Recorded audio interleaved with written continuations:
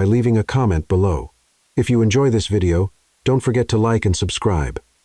Have a wonderful day. Enjoy the story. The party at the Montero mansion was in full swing. John Montero, the host of the evening, stood surrounded by his wealthy friends, all engaged in conversations fueled by champagne and inflated egos. John, with his usual air of superiority, commanded the room's attention as he always did. William Serrano, known for his sharp tongue and love of provocation, approached with a mocking smile. Holding a glass of wine, he fixed his gaze directly on John. "John," William began, his voice dripping with mischief, "you're always saying that money can buy and change anything, that everything in this world can be transformed with the right price." John raised an eyebrow, slightly bored. "Isn't it true? Money is the most powerful tool there is. With it, there are no limits." William tilted his head, pretending to consider the response. "It's easy to say that here, surrounded by people who only tell you what you want to hear. But can you prove it?" The group around them fell silent, intrigued by the challenge. John set his glass down on a nearby table and crossed his arms, his stance defiant. "And how exactly do you expect me to prove something that's already obvious?" William stepped closer, a sly grin spreading across his face. "I'll bet you $5 million that you can't marry someone, outside of our social circle. A woman who doesn't fit your standards of beauty or your world. And there's more. You must stay married to her for 3 months, convince the world the marriage is real, and completely transform her." William's laughter echoed through the room, accompanied by a few murmurs and curious glances. The mood in the group shifted immediately as everyone waited for John's response. John let out a short, humorless laugh. "You can't be serious, William. Me? Married to a woman outside my standards for 3 months? That's so ridiculous it doesn't even deserve an answer." William ignored John's initial refusal and casually glanced around the room. That's when he spotted Eliza carrying a tray of champagne glasses across the room. Her hair was tied back in a simple bun, and she wore a spotless black and white uniform. Her posture was humble, her eyes downcast as she diligently did her job. William nodded toward her and chuckled. "What about her? Your maid? She's peculiar, completely outside your type, perfect for the challenge." John followed William's gaze and frowned when he recognized Eliza. "You've got to be kidding me. Me, married to a maid? That's utterly absurd, even for you." "Why not?" William countered, his smile full of provocation. "If money really does buy everything, this should be easy for you, right? After all, you're the great John Montero. Or are you afraid you'll lose the bet?" The guests around them held their breath. Captivated by the rising tension, John kept his gaze locked on William, feeling the challenge strike at his pride. He knew that backing down now would make everyone see him as a coward, something he couldn't allow. John licked his lips, carefully considering his next move. Finally, he picked up his glass of wine and took a small sip before declaring with a cold smile, "Deal. 3 months with her, and I'll prove to you there's no challenge I can't conquer." The group erupted in murmurs and laughter, but William simply smiled, satisfied. He extended his hand, and John shook it firmly, sealing the agreement. "This is going to be fun," William said with a mocking tone. "But remember, you have to make it look real. I want to see her by your side at events, dressed like a high society lady. And if you fail, I'll be $5 million richer." John narrowed his eyes. "I never fail, William. Get ready to open your wallet." The next morning, Eliza was in the kitchen washing dishes when she heard footsteps behind her. Turning around, she saw John Montero standing in the doorway, hands in his pockets, and his gaze fixed on her. "Mr. Montero, do you need something?" she asked hesitantly. "Yes, Eliza," he replied, stepping closer. "I need to talk to you. It's about a proposal." Eliza frowned, confused. "A proposal?" John leaned in slightly, choosing his words carefully. He knew that to convince Eliza, he'd need to strike the right tone. "I want you to marry me." The plate slipped from Eliza's hands, crashing into the sink and splashing water everywhere. "What?"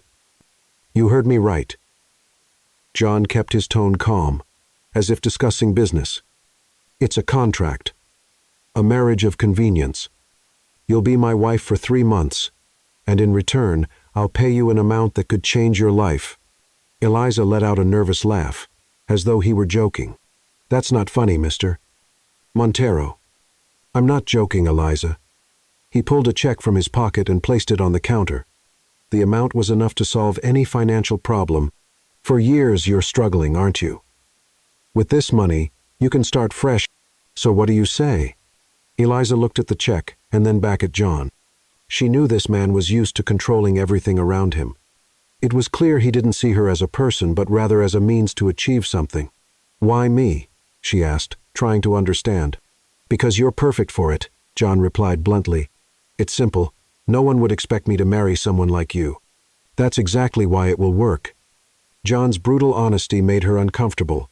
Eliza wanted to say no, wanted to walk away, but the overdue bills and the weight of caring for her family pressed heavily on her heart.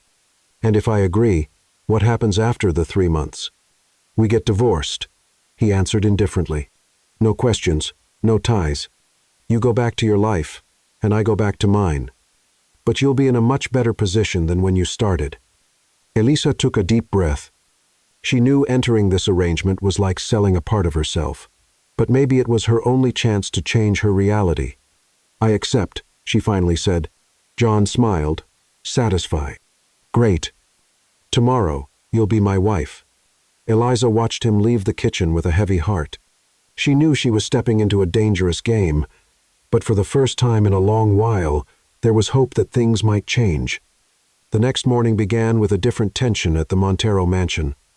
The staff whispered in the hallways, puzzled by John's behavior. After all, it was unusual to see him spending so much time at home, especially dressed formally so early. But for Eliza, the day had started like any other, cleaning, organizing, and staying invisible. She was in the side garden, kneeling as she gathered fallen leaves from one of the old trees. The scent of wet grass mingled with the fragrance of flowers, and for a moment, Eliza felt a brief sense of peace. Then John's shadow interrupted her tranquility. "Eliza," he called, standing beside her. She stood up quickly, wiping her hands on the edge of her uniform, without realizing she was spreading dirt on her apron. Her eyes met John's, and she saw something different there. Determination, and what seemed like expectation. "Mr. Montero," she replied, trying to hide her discomfort. "Everything's ready. We're going to the registry office in an hour." Eliza blinked, confused. "Registry office? Already?" "Yes. The sooner we start, the better." John placed his hands in his pockets, his tone cold and direct. "The documents are ready. You just need to sign." Eliza's heart raced. Until now, the proposal had seemed distant. An absurd idea she thought she could still reverse. But now, with the formality of marriage imminent, it all felt very real. I need more time," she said hesitantly. John tilted his head, observing her. "Time for what?" "You already agreed, Eliza, and I'm not used to waiting." She wanted to back out, but memories of her humble home, her younger siblings' tired faces, and the mounting debts held her back. Sighing, she nodded. "All right," she said in a low voice. "I'm ready." An hour later, Eliza was seated in the back of John's car, a black limousine that felt even more uncomfortable than the situation she was in. The driver drove in silence while John typed messages on his phone. Oblivious to her presence, she looked out the window, watching the city rush by.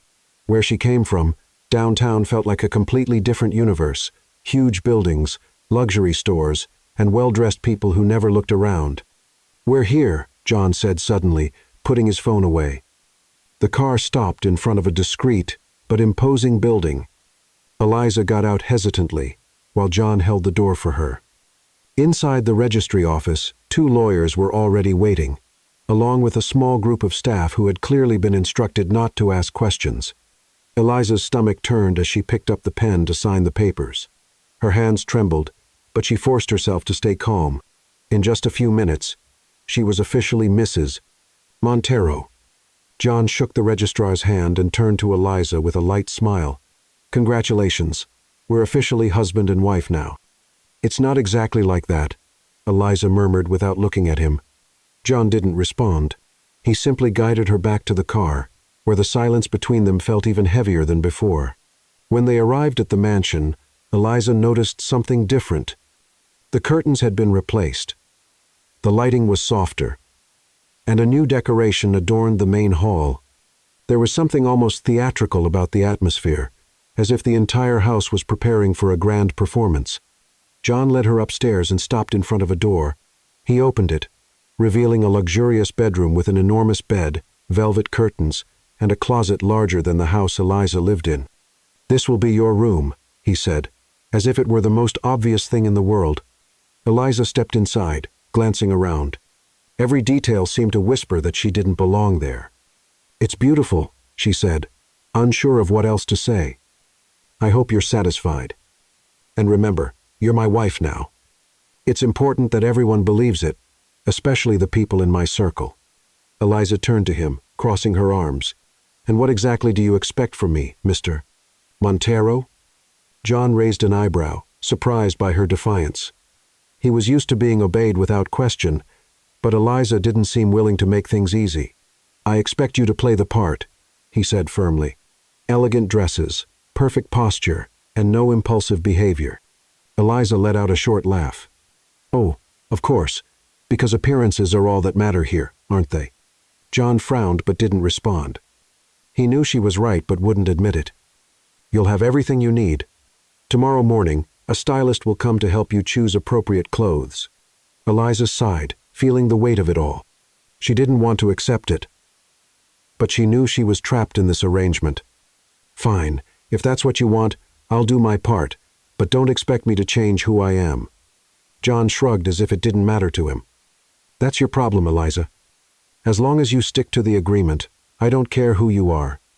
With that, he left the room, leaving Eliza alone in the vast, cold space. She sat on the edge of the bed, feeling small and out of place. Tears threatened to fall, but she held them back. 3 months, she whispered to herself. Just 3 months. Meanwhile, outside, John walked down the stairs with determined steps, his mind already focused on the next moves in the bet. He couldn't quite explain it, but there was something about Eliza that unsettled him. She wasn't like the others in his life, and that bothered him. The game had begun, but neither of them was prepared for the twist the future held. The next morning, Eliza was awakened by the sound of soft knocks at the door. Before she could respond, an elegant and imposing woman in a perfectly tailored suit entered the room with confident steps. Behind her, 2 assistants carried a rack full of luxurious dresses. "Good morning, Mrs. Montero," the woman said with a professional smile. "My name is Lucy, and I was hired by your husband to help you dress appropriately for upcoming events." Still sitting on the bed, Eliza blinked in confusion. "Upcoming events?" Lucy nodded, beginning to arrange the dresses around the room. "Yes, Mr. Montero believes appearance is essential, especially for someone in your position. That's why he ordered a complete wardrobe for you." Eliza scoffed, slowly standing up. "Is this really necessary?" Lucy paused from organizing the dresses and looked directly at Eliza without losing her composure. "With all due respect, ma'am, necessary or not, it's what he wants. I suggest you make the most of it." Eliza wanted to argue, but practicality won. "Fine, let's just get this over with." Lucy smiled in approval. "Excellent choice." Over the next few hours, Eliza was dressed, fitted, and styled, while the assistants discussed fabrics and styles as if she were a doll. Despite feeling uncomfortable, Eliza noticed that while the dresses were expensive, they couldn't entirely hide who she was. Deep down, she knew no outfit could truly make her fit into this world. When she finally descended the stairs, John was waiting in the main hall, seated in a leather armchair. He glanced up from the tablet he was holding and examined her in silence. "Not bad," he commented with a tone so indifferent it deeply irritated her. "Thanks, I guess," Eliza replied, crossing her arms. John stood up and adjusted his tie, ignoring her sarcasm. "We have an event tonight. A dinner with some of my friends. It's important that you're prepared." Eliza narrowed her eyes. "A dinner? And when exactly were you planning to tell me about this?" "Now," he said, as if the answer were obvious. Eliza sighed, tired of that attitude. "Fine, but don't expect me to pretend to be someone I'm not." John gave a slight smile. As long as you don't embarrass me, that's all that matters." The dinner was held at a luxurious restaurant known for its exclusive clientele and extravagant decor. When John and Eliza arrived, all eyes immediately turned to them. While he walked with his usual confidence, Eliza followed by his side, trying to ignore the curious stares. At the table, William was already waiting along with two other friends who had been part of the bet. As soon as Eliza sat down, William gave a sarcastic smile. "So this is the famous Mrs. Montero," he said, his tone bordering on mockery. Eliza felt her face flush, but she maintained her composure. "Yes, that's me." William laughed. "I have to admit, John, you've outdone yourself this time." John gave William a cold glare but said nothing. He knew that reacting would only make his friends enjoy it more. Eliza, however, decided she wouldn't let William get away with it. "And you, William, do you usually spend so much time judging other people's lives?" The question caught the table off guard. William choked on his wine while the others chuckled discreetly. John looked at Eliza, surprised, but didn't intervene. There was something about her attitude that he couldn't ignore, strength and courage, even in such a hostile environment. The dinner continued with superficial conversations, but Eliza could tell she was being scrutinized the entire time. Every gesture, every word seemed to be observed by John's friends. She felt like she was on display, but she didn't let it show. When they finally left the restaurant, Eliza let out a sigh of relief as she got into the car. "That was interesting," she said, looking out the window. John leaned forward slightly, his eyes fixed on her. "You handled it well." Eliza turned to him, surprised by the compliment. "Thanks, I guess." John gave a half smile but said nothing. He realized he had underestimated Eliza, and that left him unsettled. In the following days, Eliza started to get used to the routine. At the mansion, though she still felt out of place, the staff who had initially looked at her with suspicion began to respect her for her humility and dedication. Meanwhile, John watched everything from a distance. He was a man used to controlling every detail of his life. But Eliza represented a mystery he couldn't quite figure out. One night, while reviewing documents in his office, he heard light footsteps approaching. He looked up and saw Eliza standing at the door, holding a cup of tea. "You look like you need a break," she said, walking in without asking for permission. John raised an eyebrow, surprised by her boldness. "And you think you can tell me what to do?" Eliza shrugged, placing the cup on the desk. "It doesn't hurt to try." John picked up the cup, inhaling the scent of fresh herbs. "Thanks," he said after a moment's hesitation. Eliza sat in one of the office chairs, glancing at the papers scattered across the desk. "You work a lot." "Someone has to," he replied curtly. Eliza smiled lightly. "Even so, you should rest sometimes." John looked at her, intrigued.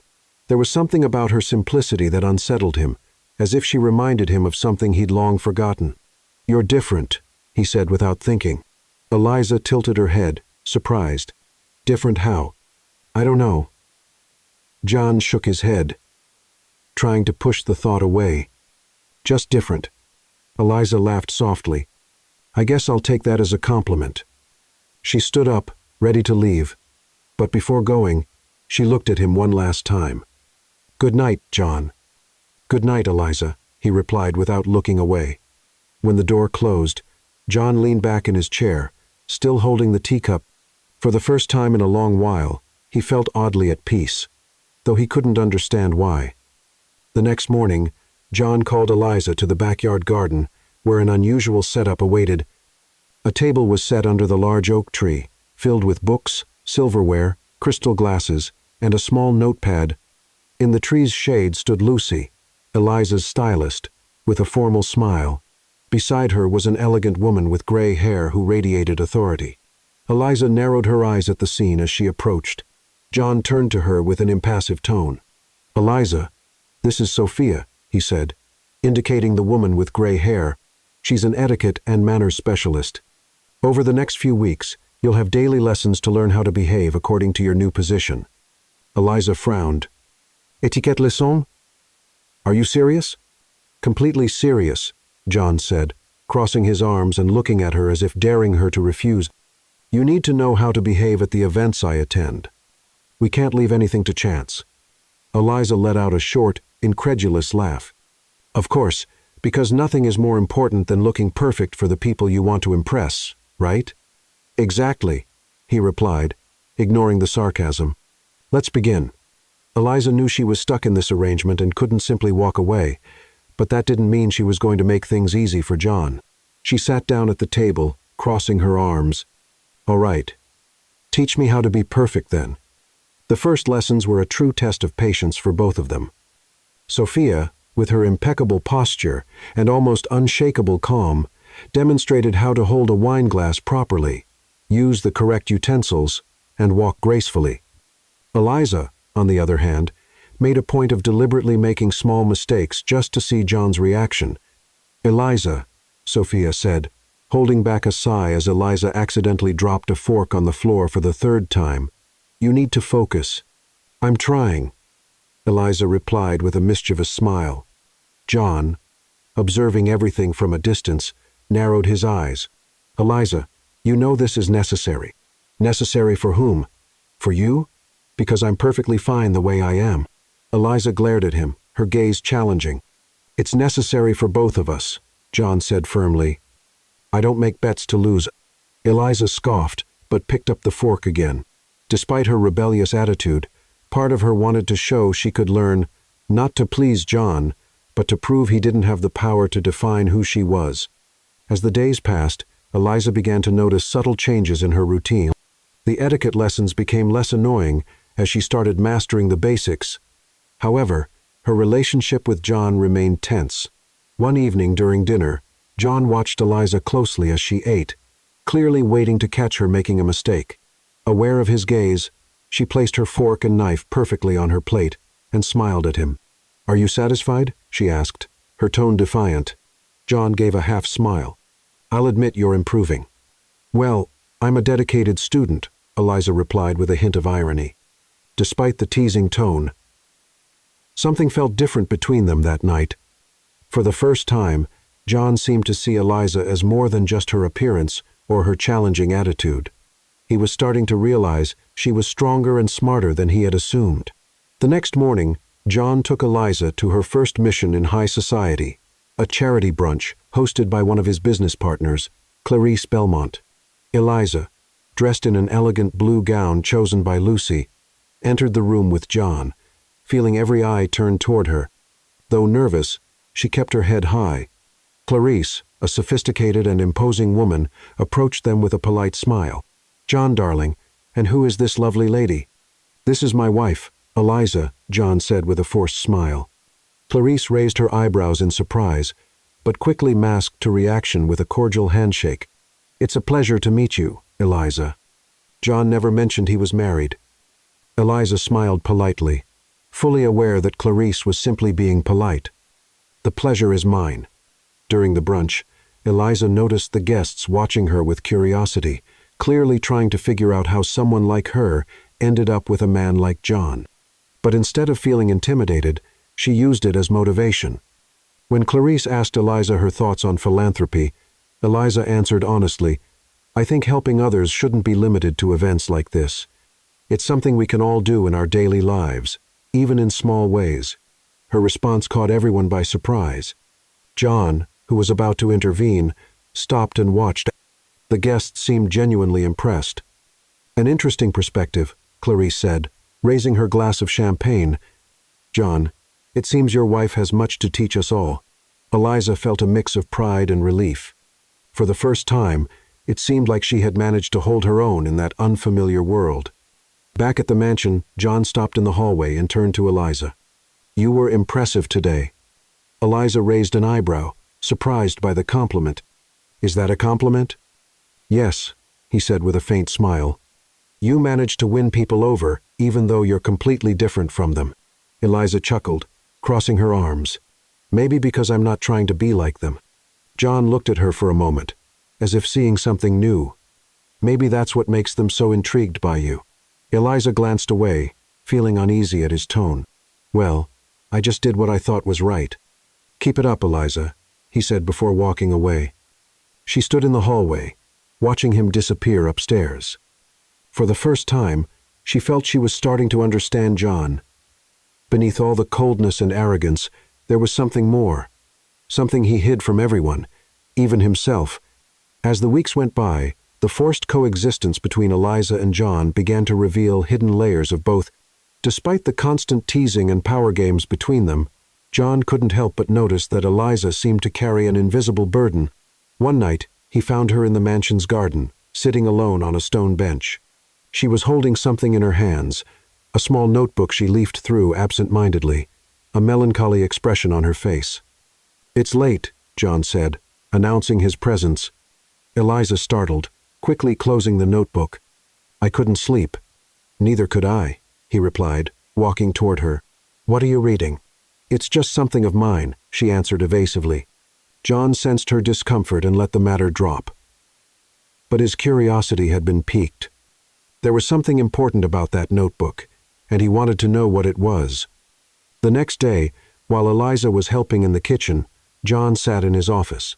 His thoughts divided between the reports he was reading and the image of her in the garden. He didn't know why, but that little notebook intrigued him more than he wanted to admit. Shortly after lunch, while Eliza was busy downstairs, John went to her room. He hesitated before opening the door, but finally gave in to his curiosity.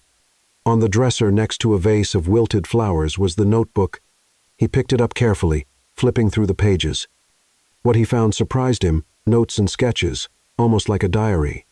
Some pages contained doodles of flowers and landscapes, while others were filled with bits of text and thoughts. One page in particular caught his attention.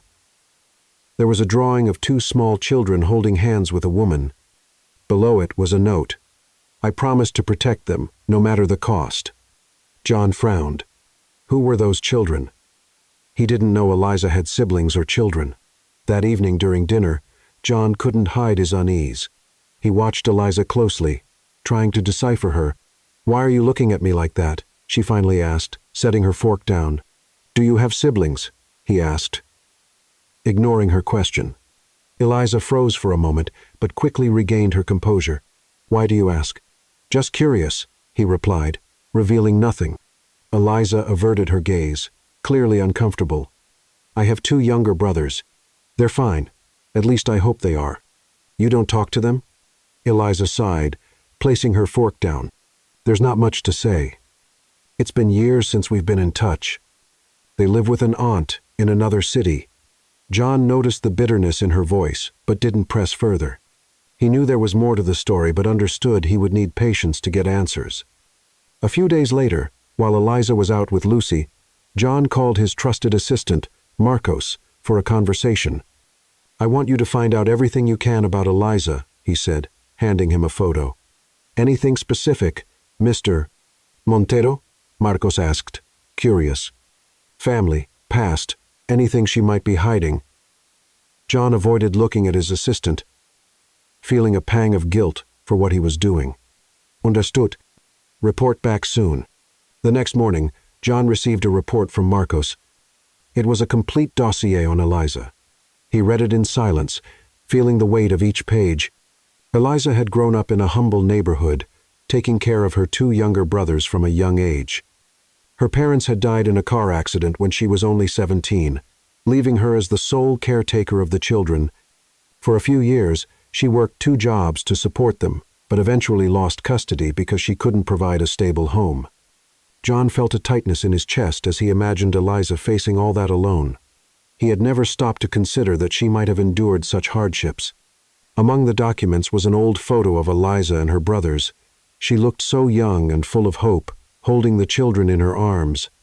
That night, John found Eliza again in the garden, sitting on the same bench where he had seen her before. This time, he approached more cautiously and sat down beside her. "I need to ask you something," he said directly. Eliza looked at him wearily. "What is it now? Why have you never mentioned your family?" Eliza pressed her lips together, surprised by the question. "I don't see how that's any of your business." "Maybe it's not," he replied, his tone softer. "But I read about what happened." Eliza's eyes widened. "You read what? Did you do?" "John Sahil, I needed to know who you really are, Eliza. And now I do." She stood up abruptly, crossing her arms. "Do you think you can just invade my life like this?" My story isn't some game for you to explore, John. I'm not playing, Eliza, he said, standing as well. I just wanted to understand why you're so guarded, so closed off. And now I do. You fought alone for so long that you believe you can't trust anyone. Eliza shook her head, tears threatening to fall. You don't know anything about me. I know you lost everything, he said firmly. And yet you never gave up. That's more than I can say about most people I know. Eliza stood silent, staring at the ground. I know I can't change what happened, John continued, but I want you to know that at least while you're here, you're not alone. Eliza looked at him, surprised by the sincerity in his voice. For the first time, she saw something genuine in John, something that made her reconsider her opinion of him. Thank you, she said finally before heading back into the mansion. John stayed there for a while, gazing at the starry sky. For the first time in years, he felt he might be beginning to understand the true value of the people around him. The night was particularly cold, and the Montero mansion felt quieter than usual. Eliza, sitting in her room, looked out the window, watching the city lights in the distance. Though surrounded by luxury, she felt lonelier than ever. Her conversation with John about her past still echoed in her mind. She was about to turn off the lights when she heard a soft knock at the door. Confused, she stood and opened it to find John standing there with an unreadable expression. Sorry to bother you so late. He began hesitantly. But I need to talk. Eliza raised an eyebrow. John never showed hesitation, and seeing this side of him intrigued her. About what? About us and this situation, he said, gesturing vaguely. She stepped aside, letting him in. John walked into the room, pacing as if trying to gather his thoughts. Finally, he turned to her, crossing his arms. I know I pressured you into this arrangement, he began, his voice lower than usual. And I know I haven't exactly been kind. Eliza tilted her head, surprised by his humble tone. Is this an apology? John gave a crooked smile. Maybe it is. I'm not very good at this. She crossed her arms, watching him curiously. Why are you saying this now? Because I've realized you deserve more than what I've offered so far, he admitted, looking directly at her. Eliza was silent for a few moments, processing his words. It was the first time John seemed truly vulnerable. I never asked for anything, John, she said softly. All I did was agree to the terms of your game. I know, he replied quickly. But I also know you deserve respect, and that's something I've failed to give you. The sincerity in his voice shook something inside her. Eliza felt her anger and resentment begin to fade, though she wasn't ready to forgive him entirely. Respect is a good start, she said finally. John nodded, relieved. Can I stay here for a while? If you promise not to criticize my simple furniture, I suppose you can, she replied, a touch of humor bringing a genuine smile to his face. As the night wore on, the two found themselves sitting on the floor, sharing a bottle of wine. Eliza had stashed in a drawer. Their conversation flowed naturally, surprising them both. John opened up about his childhood, something he rarely did. He spoke about the pressures of growing up in a wealthy family where emotions were seen as weaknesses and results were all that mattered. My mother always said love was a distraction, he said, swirling the wine in his glass. She said relationships are like business deals. You go into them expecting a return. Eliza chuckled softly. That explains a lot. Don't be so quick to judge me, he said with a tired smile. I know I'm a product of this environment, but sometimes I wonder how things might have been different. Eliza observed him for a moment, trying to imagine what was behind that cold, controlled facade. You can still change, John. You think so? He looked at her, genuinely curious. I think anyone can change if they want to, she replied with conviction. John's eyes softened. What about you? What would you change if you could? Eliza was silent for a few moments. I wish I'd been stronger in the past. Maybe my brothers would still be with me if I had fought harder. Eliza, you did everything you could, he said firmly. You can't blame yourself for that. That's easy for you to say, she murmured, looking down. John leaned forward, holding her gaze. You're the strongest person I know, and if no one's ever told you that before, I'm telling you now. Eliza felt tears welling up in her eyes but didn't let them fall. Instead, she gave a faint smile. Thank you, John. In the days that followed, their relationship began to change subtly. Though they still exchanged playful remarks, there was now a layer of understanding and respect between them. One afternoon, Eliza was in the garden tending to the flowers when John approached with a relaxed expression. "I need your help," he said. Eliza turned, surprised. "Help with what?" "I have an important meeting tonight, and I think it would be good if you came with me." She raised an eyebrow. "You want me to attend a business meeting with you?" John nodded. "You're my wife, remember?" Eliza laughed. "I thought that was just to fool your friends." "Maybe," he said with a slight smile, "but I think your perspective could be valuable." She paused, considering the situation. Finally, she nodded. "All right, but don't expect me to sit there quietly like some accessory." "I wouldn't expect anything less from you," he replied with a glint of amusement in his eyes. That evening, they arrived at the meeting together, and once again, Eliza felt all eyes on her. But instead of shrinking back, she held her head high, bolstered by John's presence at her side. When one of the investors began questioning the ethical values of a new project, Eliza, to everyone's surprise, spoke up. "With all due respect," she began, "I don't think profit and ethics have to be mutually exclusive. It's possible to achieve financial success without compromising the values that truly matter." The room fell silent, and all eyes turned to her. John, standing beside her, couldn't hide his proud smile. The meeting leader, an elderly man in an impeccable suit, nodded slowly. "An interesting perspective, Mrs. Montero. I'd like to hear more." John looked at Eliza with admiration, once again realizing how different she was from anyone he had ever known. Back at the mansion, Eliza was exhausted but satisfied. She kicked off her shoes and collapsed on the living room sofa. John entered shortly after, hands in his pockets. He watched her for a moment before speaking. "You were incredible tonight." "Thank you," she said with a tired smile. "I'm not just saying that to flatter you," he continued. "I truly think you have something special, Eliza." She looked at him, surprised by his honesty. "John, what's happening to you?" He laughed, sitting next to her. "Maybe you're changing me." Eliza gave a faint smile but didn't respond. Deep down, she knew something was shifting between them, though she wasn't sure what it meant. The week passed quickly, and John decided it was time to introduce Eliza to the most exclusive circle of society, the famous annual elite ball, a luxurious event attended by the country's most powerful names. Eliza, however, didn't share his enthusiasm. When John first mentioned the event, she nearly dropped her coffee cup. "A ball? What do you mean, a ball?" she asked. Eyebrows raised. "It's an important event," John explained calmly. "And now as my wife, you'll be the center of attention." Eliza huffed, crossing her arms. "John, I can barely handle formal dinners. Do you really think I'll feel comfortable in a place full of people judging every detail about me?" He shrugged. "You've already proven you can handle difficult situations. It won't be as bad as you think." Eliza narrowed her eyes. "Easy for you to say. You were born into this world. I'm going to be a target in there, and you know it." John sighed, rubbing his temple.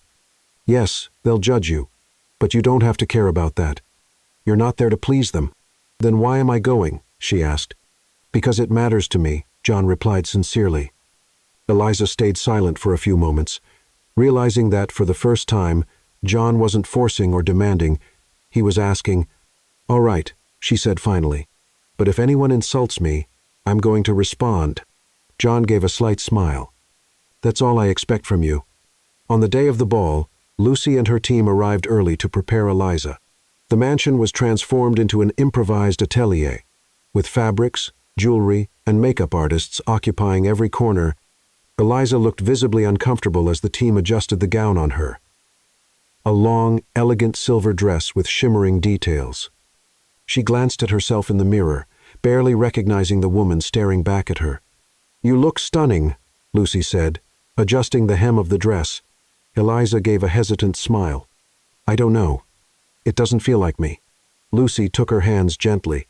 "You may be wearing something different, but you're still you. Don't forget that." Eliza nodded, taking a deep breath. She needed all the courage she could muster to face what lay ahead. When she descended the stairs, John was waiting in the grand entry hall, dressed in a flawless tuxedo. As he saw her, he stopped, his eyes scanning every detail. "You look breathtaking," he said, his tone more honest than formal. Eliza blushed slightly, glancing away. "Thank you. You don't look so bad yourself." John offered his arm, and she took it, feeling like she was stepping into uncharted territory. The ballroom where the ball was held was a spectacle in itself. Crystal chandeliers hung from the high ceiling, illuminating tables adorned with exotic flowers and golden candelabras. A live orchestra filled the room with an elegant melody. As soon as Eliza and John entered, all eyes turned toward them.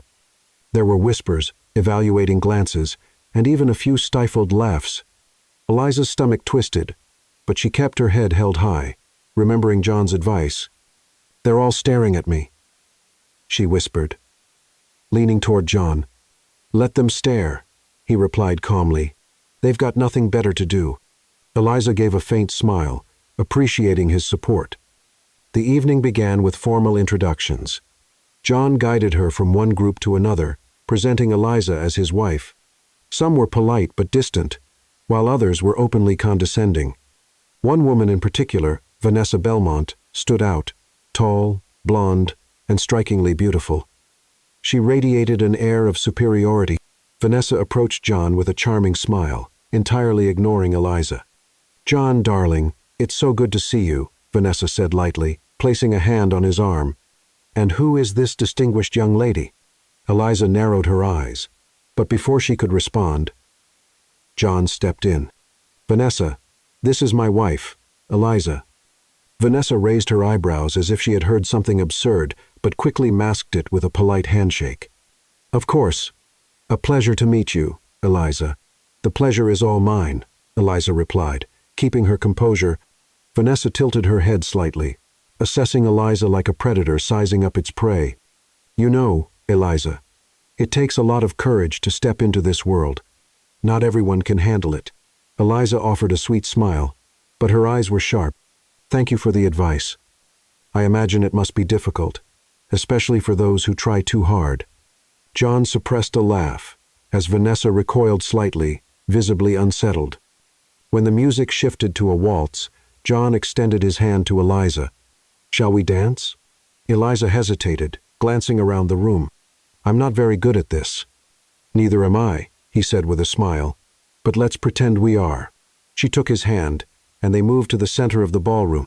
As they danced, Eliza realized that despite everything, she felt surprisingly at ease by John's side.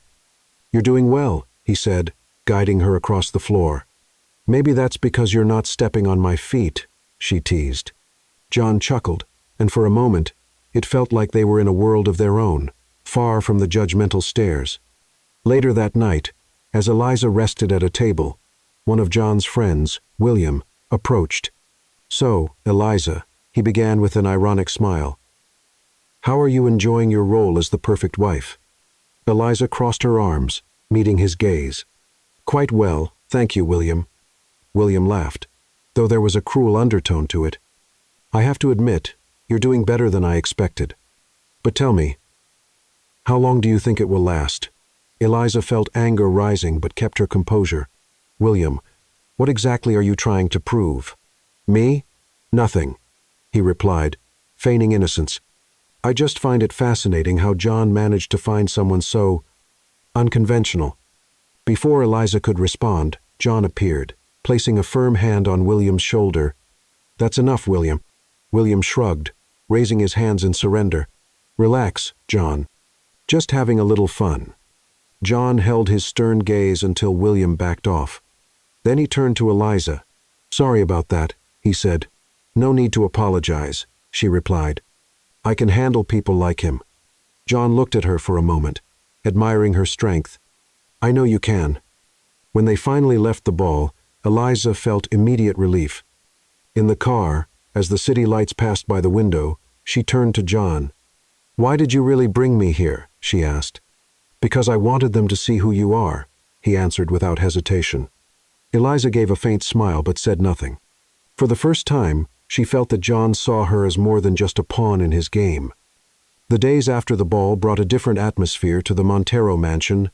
Eliza and John began to understand each other in ways neither of them expected, yet their newfound connection also brought new tensions. As Eliza began to lower her defenses, John seemed increasingly troubled by something he wouldn't reveal. Eliza noticed it in small gestures, the nights he stayed late at the office, the distant look during dinners, and conversations that occasionally ended abruptly when personal topics surfaced. One morning, as she entered the library searching for a book, Eliza found John sitting at the desk, staring at a picture frame in his hands. He didn't notice her presence until she cleared her throat. "Everything okay?" she asked.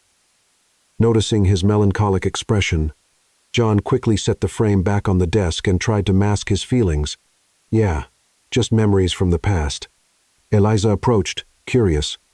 She saw that the photo showed a younger couple, clearly John's parents, standing next to a boy she assumed was John as a child. The smiles in the photo contrasted with the tense expression he wore now. "They look happy," Eliza said softly. John sighed, running a hand through his hair. "They seemed happy, but the truth is rarely as simple as a photograph." Eliza sat in the chair across from him. "Want to talk about it?" John hesitated. He wasn't the type to share feelings or vulnerabilities, but something about Eliza invited trust. "My father was difficult," he began in a low voice. "He believed that the only way to succeed was through complete control, controlling people, business, even family. And my mother, she just went along with it, never questioned him." Eliza sensed the bitterness in his voice. "And you grew up in the middle of that?" John nodded. "He expected me to follow in his footsteps, to become a copy of him. And for a long time, I did exactly that. I convinced myself he was right, that the world was a place where only the strongest survive." "What about your mother? What did she think?" John looked away, as though the answer weighed heavily on him. "She always said family came first, but in practice, she chose my father and his demands over everything. She never stood up for us." Eliza sat silently, processing what he had said. For the first time, it felt like she was seeing the real John, the man behind the cold, confident facade. "Maybe that's why you're so reserved," she said carefully. John gave a dry laugh. "Reserved is a generous word. The truth is, I learned not to trust anyone. It's easier that way." Eliza leaned forward, locking eyes with him. "But you don't have to live that way, John. You can be different." He looked at her for a moment, as though trying to believe her words, but before he could respond, the mansion's doorbell echoed through the halls, breaking the moment. The sound was insistent, as if whoever was outside wouldn't leave until answered. John and Eliza made their way to the entrance, where Marcos, John's assistant, was already checking the security monitor. "It's William," Marcos said, his voice tinged with concern. John frowned. What does he want now? When the door opened, William entered with his usual arrogance. But there was something different about him. He seemed more aggressive, almost furious. "John, we need to talk," William said, ignoring Eliza's presence. "I'm listening," John replied, folding his arms. William glanced at Eliza and rolled his eyes. "In private, anything you have to say, you can say in front of her," John said firmly. William let out a sarcastic laugh. "Oh, so now she's your confidant? Interesting, considering what's at stake." Eliza frowned, feeling her discomfort grow. "What's going on?" John shot a cold glance at William. "Say what you came here to say." William pulled a folder from inside his jacket and placed it on the table. "Here's everything. Proof that your bet went too far." Eliza froze. "Bet? What bet?" John closed his eyes, as if the weight of the moment were crushing him. He had known the truth would come out eventually, but not like this, not so suddenly. "Eliza," William began, his tone cruel. "John made a bet with us. He said he could marry someone like you, a woman completely outside his world, and keep you by his side for 3 months. It was all a game to him. You were just a piece on his chessboard." The silence that followed was devastating. Eliza looked at John, waiting for him to deny it, to say William was lying, but he said nothing. "John," she asked, her voice breaking. "Eliza," John tried to speak. but the words died in his throat. She stepped back, feeling as though the ground beneath her had vanished. So all of this was a lie? Every word? Every gesture? "It's not that simple," he said desperately.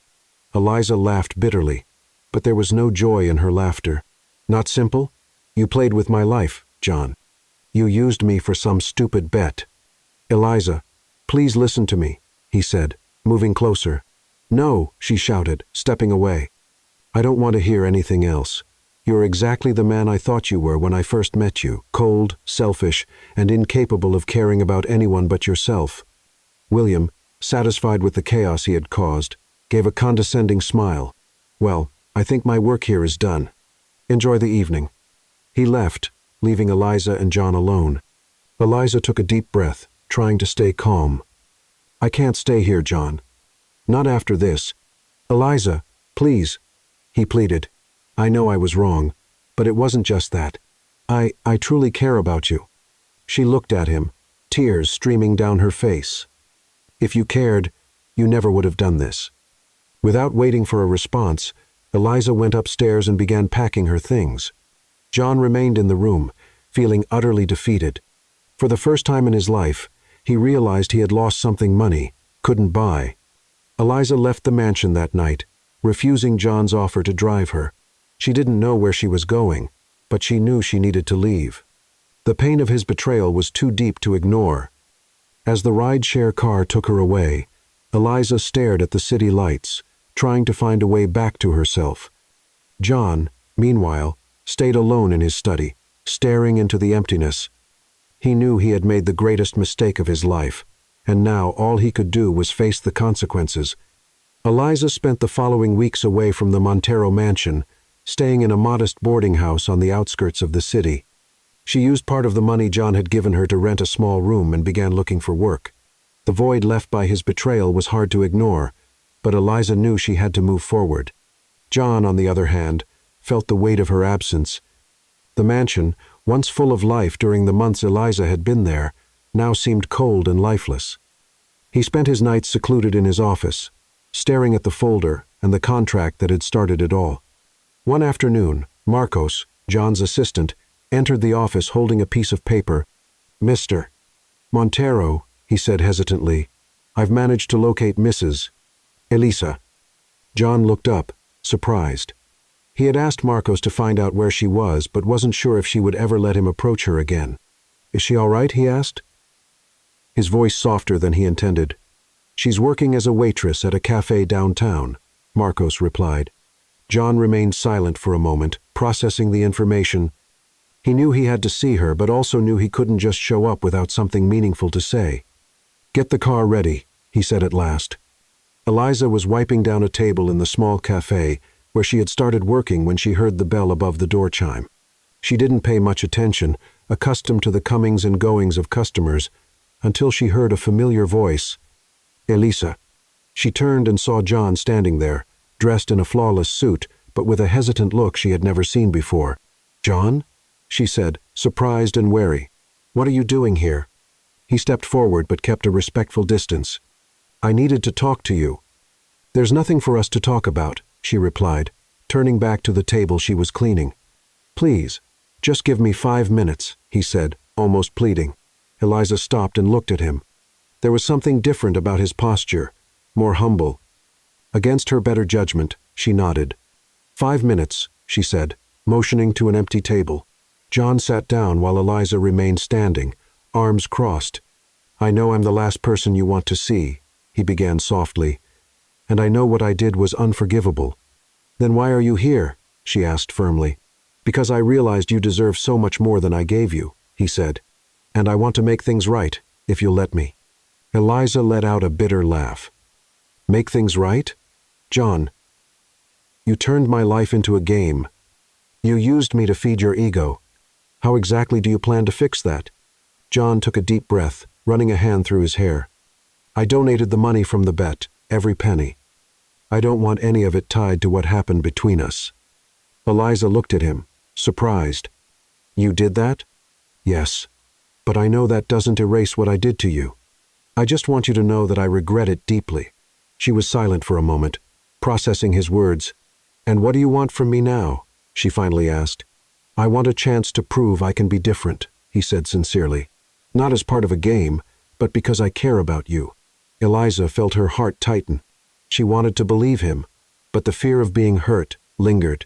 "I need time," she said, her voice trembling. John nodded, respecting her decision. "I'll wait as long as it takes." The weeks that followed brought significant changes to both their lives. John began participating in social projects, something Eliza had mentioned during their conversations at the mansion. He got directly involved, visiting underserved communities and listening to the stories of people facing struggles similar to Eliza's past. Meanwhile, Eliza continued working at the cafe, trying to reorganize her life. But no matter how much she tried, she couldn't get John out of her thoughts. His words at the cafe echoed in her mind, and she began to wonder if he had truly changed. One day, while shopping at the market, Eliza ran into Lucy, the stylist who had worked with her at the mansion. "Eliza, what a surprise," Lucy said warmly, hugging her. Elisa smiled. "Lucy, what are you doing here?" "Oh, I'm visiting a social project in the neighborhood," Lucy replied. "John has been coordinating some amazing initiatives here. He's really dedicated." Eliza was taken aback. She knew John had the money to support any cause, but she never imagined him getting personally involved. "Was he here today?" Eliza asked, trying to hide her curiosity. "Yes, and you should see him, Eliza. He's not the same man he used to be." Lucy's words lingered in Eliza's mind as she walked home. Something inside her told her it might be time to hear John out. The next morning, Eliza decided to go to the mansion. She felt a mix of nervousness and determination as she walked through the gate. John was in the garden, talking with a group of children participating in an educational project. He seemed different, more relaxed, more human. When he saw her, he froze for a moment before walking toward her. "Eliza," he said with a hesitant smile, "I wasn't expecting to see you here." "I needed to see for myself," she replied, glancing around. "Lucy told me about the projects you've been doing." John nodded, stuffing his hands in his pockets. "You were the one who inspired me, Eliza. I realized I had never used my power for anything truly meaningful until I met you." She observed him for a moment, trying to read the sincerity in his eyes. "You've really changed, haven't you?" she asked, almost in a whisper. "I'm trying," he said, "and I'll do whatever it takes to prove that to you." Eliza took a deep breath, feeling a weight lift from her shoulders. "John, I don't know if I can forget what happened, but maybe I can forgive you." His eyes lit up. "That's all I could ask for." Their meeting in the garden reignited a spark between Eliza and John, but they both knew the path to rebuilding their relationship would be long and filled with uncertainties. After the conversation, Eliza accepted John's invitation to have lunch at the mansion, a small step toward regaining some sense of normalcy. During lunch, the atmosphere was noticeably different. Eliza, who had once been hesitant and guarded, seemed more at ease, while John showed a vulnerable and attentive side she had never seen before. "I saw the children in the garden," Eliza said, breaking the silence. "You're really involved in these projects, aren't you?" John nodded, placing his napkin beside his plate. "Yes, for the first time, using my money for something meaningful makes me feel whole. And I owe that to you." Eliza tilted her head, intrigued. "To me?" "Yes," he replied with a soft smile. "You made me realize how disconnected I was from reality. Your stories, your strength, they made me question who I was and what I was doing with my life." Eliza felt a tightness in her chest. John's words sounded sincere, but the fear of trusting again still lingered. "John," she began, carefully choosing her words, "it's not enough to say you've changed. Actions are what truly matter." "I know," he said without hesitation. "That's why I'm willing to do whatever it takes to show you that I'm a different man." In the days that followed, Eliza began accompanying John to his social projects. He invited her to visit a community school being renovated with funds he had donated. Eliza hesitated at first, but eventually agreed, curious to see how he would act in such an unfamiliar environment. When they arrived at the school, John was greeted warmly by children and volunteers. He seemed genuinely interested in hearing their stories and the challenges faced by the community. Eliza was impressed to see him interacting with a natural ease she hadn't expected. "You're doing well," Eliza said, watching John talk with a teacher about the school's needs. He turned to her with a calm smile. I didn't realize how much this would mean to me. I never thought helping others could be so rewarding. Eliza smiled back, feeling a growing connection to him. For the first time, she began to believe that John's change was real. Despite their progress, Eliza still needed time to process everything that had happened. She decided it would be best to maintain some distance while she sorted out her feelings. I need to get back to the cafe, she said one morning as they had breakfast in the mansion. John frowned, clearly disappointed. But he respected her decision. If that's what you need, I understand. Thank you, Eliza said softly, but that doesn't mean I don't see what you're doing. I just need a little more time. John nodded, knowing he couldn't rush things. I'll wait, Eliza. As long as it takes. As Eliza returned to her routine at the cafe, John continued dedicating himself to his projects. He spent hours in meetings with nonprofits, community leaders, and volunteers, trying to make up for the years he had ignored the world around him. During one of these meetings, Lucy, who was also involved in the projects, approached him. You've changed, John, Lucy said with a smile. Eliza would be proud of what you're doing. John offered a modest smile. I just hope she sees it one day. Lucy placed a supportive hand on his shoulder. She already does, but trust her timing. Eliza isn't someone who's easily swayed by words alone. You're showing her you're capable of more. John nodded, feeling a renewed sense of purpose. One afternoon, as Eliza was serving customers at the cafe, a group of children came running in, followed by John. He was dressed casually, something rare, and carried a bag full of books. Eliza approached him, surprised. John, what are you doing here? I promised to bring books for the kids, and they insisted on coming with me, he said, motioning toward the children who were already flipping through the books. Eliza laughed, shaking her head. You really have changed, haven't you? I'm trying, he said sincerely, and I hope you can see that. Eliza looked at him for a moment, feeling a mix of emotions. She knew she was beginning to trust him again, but the fear still lingered deep inside. That evening, as Eliza closed the cafe, she found an envelope on the counter. Inside was a handwritten letter from John. Elisa, I know words can't undo what I've done, but I hope they can at least show you how much you've changed my life. Before I met you, I lived in a hollow world, surrounded by things that never truly meant anything. You showed me that there's more to life than money and power. For that, I'll always be grateful. I know that regaining your trust will take time, but I'm willing to wait, not because it's part of a game or a challenge, but because you're the only person who's ever made me want to be a better man. With affection, John. Eliza felt tears streaming down her face as she read the letter. She knew there was still a long road ahead, but for the first time, she felt she could give him a second chance. The sun shone brightly that morning as Eliza set the cafe tables, thinking about how her life had changed since leaving the Montero mansion. It had been 3 months, and although she had rebuilt part of her routine, something still felt incomplete. Then she heard the doorbell ring. Looking up, she saw John standing there, dressed simply, with an expression she had never seen before, a mix of nervousness and hope. John, she said, surprised, what are you doing here? He took a step forward, hesitating before speaking. I needed to see you, Eliza. I had to say something I can't keep inside anymore. She crossed her arms, trying to maintain the emotional distance she had built. I think we've said everything there was to say, don't you? Maybe, he replied, his eyes fixed on her. But I couldn't let you walk out of my life without trying again, without telling you how much you changed who I am. Eliza took a deep breath and placed the cloth she was holding on the counter. And what exactly do you want from me now, John? Another chance to prove you can win at anything? No, he said quickly. I never want to hurt you again, Eliza. I just want you to know that the man you met during that stupid contract is gone. You showed me that life is about so much more than power or money. I'm here because I want to be a man worthy of you. Eliza's heart raced, but she kept her composure. His words sounded sincere, but the wounds of betrayal weren't fully healed. Have you really changed, John? She asked in almost a whisper. I'm trying, Eliza, he said firmly. And all I want is a chance to show you, not with words, but with actions. Eliza remained silent, searching his eyes for sincerity. Finally, she said, "Change takes time, John. So does forgiveness."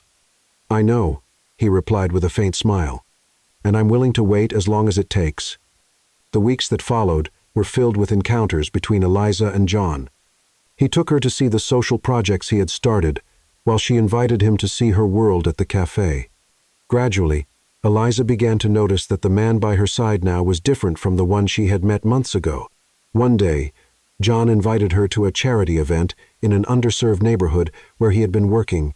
Eliza accepted, curious to see how he behaved in those settings. During the event, as John spoke about the changes being implemented in the community, he looked directly at Eliza in the audience and smiled. After his speech, he approached her and extended his hand. "Come with me. I want to show you something." John led her back to the mansion, specifically to the garden where so many important conversations had taken place. But this time, the place was transformed. The garden was illuminated by rows of lights hanging from the trees, and a path of flower petals led to an arch decorated with white and red roses. Under the arch, a small table with 2 chairs was set, complete with a bottle of wine and 2 glasses waiting for them. Eliza was speechless as she took in the scene. "John, what is this?" "Something I needed to do," he said, guiding her down the path. When they reached the arch, John held her hands firmly. "Eliza, you've changed my life in ways I never could have imagined. Before you, I was an empty man obsessed with control and success. But you showed me what truly matters. People. Connections. Love." Eliza's eyes filled with tears, but she let him continue. "I know our beginning was wrong, and I can't change the past, but what I can do is promise you a better future, if you'll let me." John released her hands for a moment and pulled a small velvet box from his pocket. He slowly knelt down, looking at her with the most vulnerable expression Eliza had ever seen. "Eliza," he began, his voice trembling, "I don't want you to be my wife because of a contract or bet. I want you to be my wife because I love you. I want to build a life with you based on respect, trust, and true love. Will you marry me, for real this time?" Eliza covered her mouth with her hands, tears streaming freely down her face. Her heart was torn between the pain of the past and the hope for the future, but as she looked at John, she saw sincerity, regret, and love. "Yes, John," she said, her voice trembling. "I accept." John's face lit up with a radiant smile as he slipped the ring onto her finger.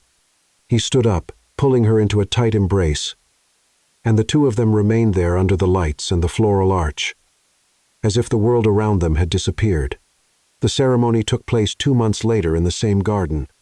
This time, the setting was even more breathtaking, adorned with fresh flowers and candles that created a magical atmosphere. Eliza wore a white dress with delicate embroidery, her hair styled in an elegant bun with small white flowers woven through it. John, in a classic black suit, stood at the altar, his eyes shining with emotion as Eliza walked down the aisle. Each step carried the promise of a new beginning. The guests, friends, volunteers, and people who had become significant in both their lives watched in silence, moved by the union that was finally happening in a genuine way. During the vows, John held Eliza's hands and said, "Eliza, you are the best thing that has ever happened to me. I promise to love you, respect you, and stand by your side through every moment, good or bad. Thank you for giving me the chance to become a better man."